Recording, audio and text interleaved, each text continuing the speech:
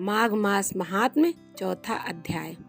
श्री वशिष्ठ जी कहने लगे कि हे राजन, अब मैं माघ के उस महात्म्य को कहता हूँ जो कार्तवीर्य के पूछने पर दत्तात्रेय जी ने कहा था। जिस समय साक्षात विष्णु के रूप में श्री दत्तात्रेय जी सत्य पर्वत पर रहते थे, तब महिष्मती के राजा सहस्त्रार्जुन ने उनसे पूछा कि हे योगियों में श्रेष्ठ दत्तात्रेय जी, मैंने सब धर्म सुने, अब आप कृपा करके मुझे माघ मास का महात्म्य कहिए।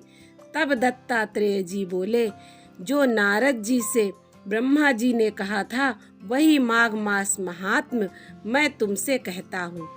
इस कर्म भूमि भारत में जन्म लेकर जिसने माघ स्नान नहीं किया उसका जन्म निष्फल गया।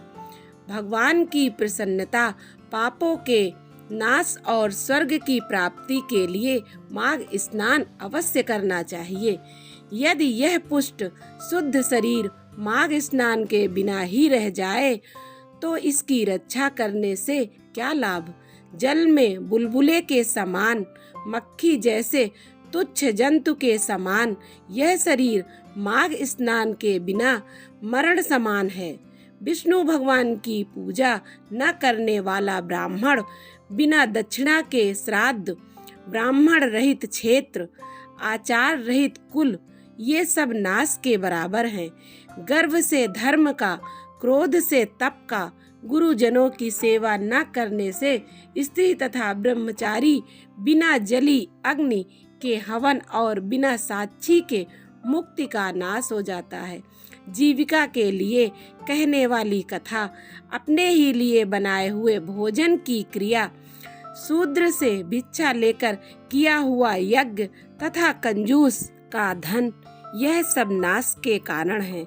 बिना अभ्यास और आलस्य वाली विद्या, असत्य वाणी, विरोध करने वाला राजा, जीविका के लिए तीर्थ यात्रा, जीविका के लिए व्रत, संदेह युक्त मंत्र का जप, व्यग्र चित्त होकर जप करना, वेद न जानने वाले को दान देना, संसार में नास्तिक मत ग्रहण करना, श्राद्ध बिना धार्मिक क्रिया, यह सब व्यर्थ है। और जिस तरह दरिद्री का जीना व्यर्थ है, उसी तरह माघ स्नान के बिना मनुष्य का जीना व्यर्थ है।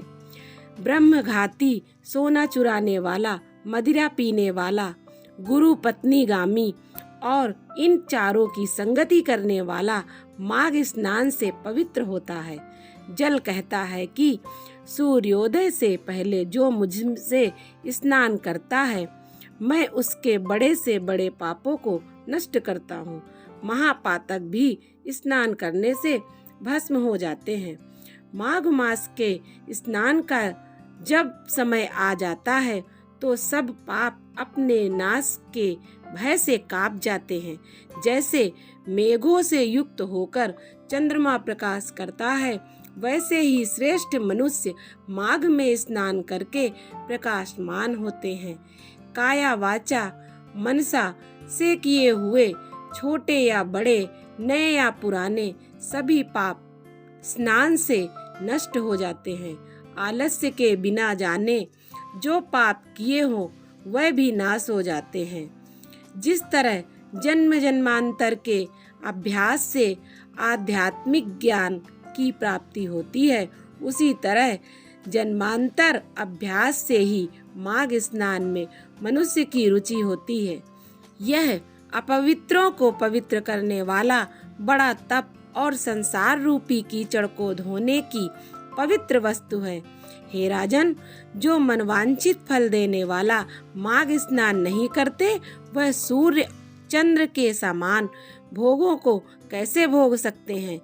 इस प्रकार माघ मास महात्म्य में चौथा अध्याय पूरा हुआ।